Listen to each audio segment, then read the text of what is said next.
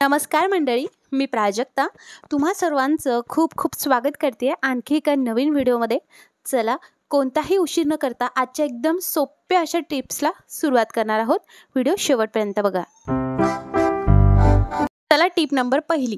ही खूप basic tip आहे, पण बऱ्याच जणांना ही टिप माहिती नाही। आता बऱ्याचदा आपण काय करतो, कचऱ्याची जी काही पॉलिथिन असते ती चेंज करतो, पण मात्र तरी सुद्धा आपल्या कचरा पेटीतून खूप घाण वास येतो। मग तो घाण वास नको यायला म्हणून कधीही जेव्हाही तुम्ही डस्टबिन धुता त्यानंतर त्यावरती खाली अगदी बेकिंग सोड्याची एक लेयर लावायची आणि त्यानंतर पॉलिथिन वगैरे जी तुम्ही रोज चेंज करता ती करायची। तसं केल्याने बिलकुल डस्टबिनमधून दुर्गंधी येत नाही। किंवा मग दुसरी टिप म्हणजे अशी की जेव्हा आपण ही पॉलिथिन लावतो, ही पॉलिथिन व्यवस्थितरित्या बसत नाही, तर काय करायचं, जी काही डस्टबिनची दांडी आहे ती दुसऱ्या साईडला करायची आणि आपलं जे काही वरचं झाकण आहे ना डस्टबिनचं ते त्या साईडला करायची आणि नंतर अशा पद्धतीने आपल्याला तिच्या खाली करून घ्यायची, म्हणजे दुसऱ्या साईडला ओढायची। म्हणजे जी काही पॉलिथिन आहे ती बरोबर त्या दांडीला व्यवस्थितरित्या तिथे अटॅच झालेली असेल आणि ती पॉलिथिन कितीही काही केलं किंवा कितीही कचरा टाकला तरीही निघणार नाही। चला, तुम्हाला ना मी जवळून दाखवते। हे बघा, व्यवस्थितरित्या डस्टबिनमध्ये पॉलिथिन पॅक झाली। हे बघा किती व्यवस्थितरित्या दांडीमध्ये अडकली आहे ना। चला, ही टिप नक्की ट्राय करून बघा। चला, नंतरची टिप बघूयात। बऱ्याचदा आपण जेव्हा कॅप वापरतो, टोपी वापरतो, तर त्याचा हा जो काही पुढचा भाग आहे ना, हा अगदी असा निमुळता न राहता अशा पद्धतीने स्प्रेड होत चालतो। मग अशा वेळेस आपली टोपी जी आहे ती डोक्याला व्यवस्थित फिट बसत नाही। मग ही पुन्हा पहिल्यासारखी करण्यासाठी काय करायचं, तर चला तेच सांगत आहे। तुम्हाला टोपी घ्यायची, त्याच्या पुढच्या भागामध्ये तुम्हाला हा ग्लास अशा पद्धतीने एकदम फिट्ट बांधून ठेवायचा आहे। यूज अँड थ्रोचा रबर बँडचा वापर करत आहे, फक्त अशा पद्धतीने ढिल्लं नको राहायला, काहीच फायदा होणार नाही। असं फिट्ट बांधायचं आणि अर्धा तास तरी बाजूला ठेवायचं। अर्ध्या तासाने किंवा 10 ते 15 मिनिटातच तुम्ही बघणार जो काही टोपीचा पुढचा भाग आहे तो पहिले जसा होता अगदी तसा तुम्हाला झालेला दिसेल आणि टोपी जेव्हा तुम्ही डोक्यामध्ये घालणार आहात तुम्हाला व्यवस्थितरित्या पॅक सुद्धा होईल। टोपीची ही ट्रिक तुम्हाला कशी वाटली कमेंट करून नक्की सांगा। चला मंडळी, नंतरची टिप बघूयात। बऱ्याचदा आपण अशा पद्धतीने सोन्याच्या साखळ्या घालतो किंवा आपलं मंगळसूत्र असेल तर काय होतं ना, त्याला अशा पद्धतीने यस आकाराचं हुक असतं। आता हे यस आकाराचं हुक आहे ना, तर बऱ्याचदा काय होतं की हे हुक ना थोडंसं असं ढिल्लं होतं आणि बऱ्याचदा असे चान्सेस असतात की आपली गळ्यातलं जे काही आहे ते खाली पडण्याची किंवा मग बऱ्याचदा चोरी सुद्धा होते। तर अशा वेळेस असं यस टाईपचं लॉक जी मागचं हुक आहे ते असलं तर इझिली ते ओढलं की अगदी निघून जातं। मग बाहेर कुठे जायचं असेल किंवा तुम्हाला भीती असेल की आपलं हुक वगैरे निघण्याची, तर ही सोपी ट्रिक तुमच्यासोबत शेअर करते। हे असं प्लास्टिकचे ठेप्या असतात बघा, ही जरा मोठी साईज झाली, छोटी साईजची घ्यायची। ज्या पद्धतीने तुमची साखळी मोठी किंवा लहान आहे त्या पद्धतीने तुम्हाला घ्यायची। माझ्याकडे छोटी नव्हती त्यामुळे मी मोठेच करून दाखवते।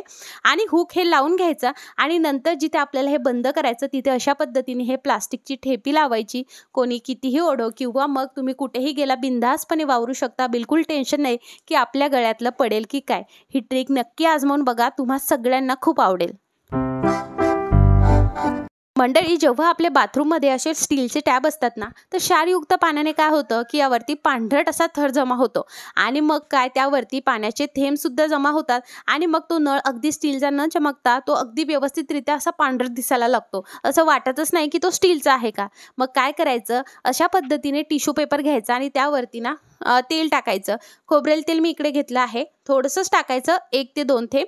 आणि नंतर जेव्हाही तुम्ही हे साफ केलेलं असेल तुमचं बाथरूममधले टॅप, ते तुम्हाला व्यवस्थितरित्या ड्राय झाल्यानंतर अशा पद्धतीने ऑइलची एक लेअर लावायची। असं लावल्याने बिलकुल पाणी नळावरती थांबत नाही आणि त्यावरती पाण्याचे डाग सुद्धा होत नाही आणि शेवटी म्हणजे काय, तर आपला स्टीलचा नळ तसा आणि तसा चमकतो। सो ही ट्रिक नक्की ट्राय करून बघा, किती छान त्याच्यावरती शायनिनेस आलाय, तुम्ही बघू शकता। काय होतं ना मंडळी, आपल्या टॉयलेटमधून ना वेगळ्याच प्रकारचा एक स्मेल येतच असतो बरं का। आणि काय होतं, मग आपल्या घरी ना अशी लिंबू तर असतातच असतात, ह्याच लिंबाचा आपण वापर करू शकतो। आता आपण मार्केटमधनं महागडे जे काही फ्रेशनर आहे ते आणायचं म्हटलं तर कधी कधी काय होतं, ऐन वेळेत ते संपून जातात। आणतो तर खरी आपण, पण ते कधी कधी संपून जातात, कधी टाईम मिळत नाही। मग अशा वेळेस तुम्ही हा हॅक नक्की ट्राय करू शकता। लिंबू घ्यायचं, त्यामधल्या ज्या काही बिया आहेत त्या काढून घ्यायच्या, अर्ध लिंबू सफिशियंट आहे आणि त्याला ना थोडेसे चुची मारून आपल्याला घ्यायचे आहेत। असं केल्याने तुम्ही बघणार थोडाफार लिंबाचा रस जो आहे तो निघणार, पण आपल्याला असंच करायचं आहे। त्यानंतर कॉफी घ्यायची आहे आणि कॉफी यावरती टाकायची आणि हे तुम्ही तुमच्या घरामध्ये जर खूप कुंबट वास येत असेल आणि सायलेंट स्मेल तुम्हाला हवा असेल तर तुम्ही हे तुमच्या घरामध्ये कोणत्याही कानाकोपऱ्यात, किचनमध्ये, हॉलमध्ये, बेडरूममध्ये ठेवू शकता। आणि सगळ्यात महत्त्वाचं, जर तुमच्या टॉयलेटमध्ये खूप घाण वास येत असेल किंवा अशा वेळेस तुमचं जे काही बाथरूमचं फ्रेशनर आहे तेही संपलं असेल तर हा जो काही हॅक आहे हा नक्की ट्राय करून बघा। सायलेंट स्मेल येतो, एवढं मी नक्की सांगेल की एकदम स्ट्रॉंग स्मेल नसतो, पण दुर्गंधीसुद्धा येत नाही। चला मंडळी, नंतरची टिप बघूया।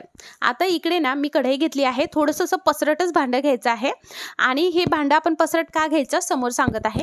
त्यानंतर आपल्याला यामध्ये पाणी टाकायचं आहे। आता तुमच्या जे काही सोनं असेल, चांदी असेल आणि पितळ असेल हे स्वच्छ करण्यासाठीची ही टीप आहे। आता पितळसाठी ही जी काही टीप आहे ती काम करते की नाही हे समोर तुम्हाला व्हिडिओ बघितल्या क्षणी समजून येईल। जेवढेही तुमच्याकडे सोन्याचे दागिने आहेत, चांदीचे दागिने आहेत, ते कसे साफ करायचे घरच्या घरी न पैसे खर्च करता ते तुम्हाला सांगणार आहे। पाणी टाकलंय, त्यामध्ये मी टाकलेलं आहे 2 चमचे वॉशिंग पावडर। त्यानंतर आपल्याला यामध्ये टाकायची आहे हळद, 1 मोठा चमचा हळद टाकायची। सोन्याचे दागिने असेल तर तुम्हाला हळद आवर्जून टाकायची आहे। चांदीचे दागिने असेल तर हळद तुम्ही इकडे स्किप केली तरी चालेल आणि हळदीच्या जागी तुम्हाला इकडे चहाची जी काही पत्ती असते ना, चहापत्ती ती टाकायची आहे चांदीच्या याच्यासाठी। आणि दोन्हीही तुम्हाला ॲट अ टाइम क्लीन करायचे असेल तर सेम प्रोसेस आहे। ओके, त्यानंतर आपल्याला इकडे घालायचं आहे व्हिनेगर। साधारणतः 1 कप व्हिनेगर आपल्याला इकडे टाकायचं आहे। व्हिनेगर तुमच्याकडे नसेल तर 3 ते 4 लिंबाचा रस तुम्हाला यामध्ये टाकायचा। जसं आपण यामध्ये व्हिनेगर टाकतो तसं याची रिॲक्शन व्हायला सुरुवात होते। आता ह्या पाण्याला आपल्याला उकळी येऊ द्यायची आहे। जेवढे तुमच्याकडे चांदीचे भांडे असतील किंवा दागिने असेल, सोन्याचे दागिने असतील, सगळे यामध्ये टाकायचं। पितळसाठी हे काम करत नाही, त्यासाठीच तुम्हाला हा हॅक मी ट्राय करून दाखवते, लाईव्ह करते, म्हणजे जेणेकरून तुमचा टाइम हा नक्की वाचेल की कशा पद्धतीने हे पितळ बघा कसं चमकायला लागले आणि ते कशा पद्धतीने नंतर काळं झालेलं दिसेल। आता बघा मी इकडे चांदीचं म्हणून जे आहे तुमच्या समोर मी चेन घेतलेले आहेत। मी सोन्याचं इकडे काही घेत नाहीये, पण सोन्याचं सुद्धा खूप छान पद्धतीने हे स्वच्छ होतं। आता आपल्याला काय करायचं आहे, याला ना उकळी काढायची आहे आणि उकळी काढून 5 मिनिटं आपल्याला हे यामध्येच उकळत ठेवायचं आहे। कोणतेही दागिने घ्या, तुम्हाला बिलकुल बाहेर मार्केटला देऊन ते पॉलिश करून आणायची गरज नाहीये। घरच्या घरी तुम्ही दागिने असे साफ करू शकता। आता अर्ध लिंबू माझ्याकडे होतं, सो ते सुद्धा मी पिळून यावरती टाकलेलं आहे आणि आता आपल्याला याला एक छानशी उकळी काढून घ्यायची आहे। आता बघा इथे तुम्हाला असं दिसेल की ह्या सोल्युशनचा कलर लाल झालेला आहे, कारण आपण हळद टाकली। आता ते एकमेकांसोबत ज्या आपण गोष्टी टाकल्या ते रिॲक्ट झाल्यात, म्हणजे वॉशिंग पावडर, व्हिनेगर आणि हळद एकमेकांसोबत रिॲक्ट होऊन अशा कुंकवासारखा कलर झालेला आहे। घाबरायचं काहीच कारण नाहीये, खूप छान पद्धतीने स्वच्छ होतात। आता बऱ्याचदा काय होतं की तांबं पितळ हे कसं स्वच्छ करायचं यावरती मी भरपूर व्हिडिओ शेअर केलेले आहे, पण बऱ्याचदा काय होतं की कोणती ट्रिक ही कोणत्या याला फॉलो होते, कोणत्या याला फॉलो होत नाही। मग अशा वेळेस ही फॉलो नाही होते तर मला असं वाटलं की चला ही सुद्धा तुमच्यासोबत शेअर करावी। सोनं चांदी मी असंच साफ करते, पण ही सुद्धा माझ्याकडे एक ट्रायलच होती की याने जे काही तांबं पितळ आहे ते स्वच्छ होतं की नाही। तर रिझल्ट तुमच्या समोर आहे। तांबं पितळ तर स्वच्छ न होता पूर्ण काळपट झालेलं आहे, त्यामुळे तांबं पितळसाठी ही जी काही ट्रिक आहे ही टोटली फेल आहे। तुम्ही बघू शकता, हात न लावता आपल्या जे काही पायातल्या चेन आहेत त्यांची जी काही चमक आहे ती पूर्णतः परत आलेली आहे। बिलकुल घासायची गरज नाहीये। आणि जर त्या चेनमध्ये अशी डिझाईन असेल तर मग ब्रश घ्यायचं, टूथब्रश जुना, आणि काय करायचं, वॉशिंग पावडर घ्यायचं आणि त्याने घासायचं। जे काही अडकलेलं असेल घाण वगैरे डिझाईनमध्ये ती पूर्ण निघून जाते। बघा तांबं पितळाचे हाल काय झाले आहेत। आता मी हे ना लिंबाने व्यवस्थितरित्या तांबं पितळ साफ करून घेते आणि अशा पद्धतीने तुम्ही तुमचे सोने आणि चांदीचे दागिने किंवा तुमच्याकडे चांदीचे काही प्लेट्स वगैरे असते, ग्लास असेल, ते तुम्ही या पद्धतीने स्वच्छ करू शकता। रिझल्ट तुमच्या समोर आहे, फक्त धुवून घेतलेलं आहे। ह्या संपूर्ण टिप्स तुम्हाला कशा वाटल्या आणि कोणती सगळ्यात जास्त आवडली कमेंट करून मला नक्की सांगा। आणि हो, जर तुम्ही हा व्हिडिओ फेसबुकवर बघत असणार, लाईक करा, पटकन फॉलो करा आणि असेच व्हिडिओ तुम्हाला बघायला आवडतील का हेही कमेंटमध्ये सांगायला बिलकुल विसरू नका। चेन तर माझ्या साफ झाल्या, तुम्ही कधी करताय कमेंटमध्ये नक्की कळवा आणि तांबं पितळ मात्र ह्या ट्रिकने बिलकुल साफ करू नका। चला मग भेटूयात उद्या पुढच्या व्हिडिओमध्ये। हा व्हिडिओ बघितल्याबद्दल खूप खूप आभार। तुमच्या मित्रपरिवारासोबत हा व्हिडिओ नक्की शेअर करा। धन्यवाद।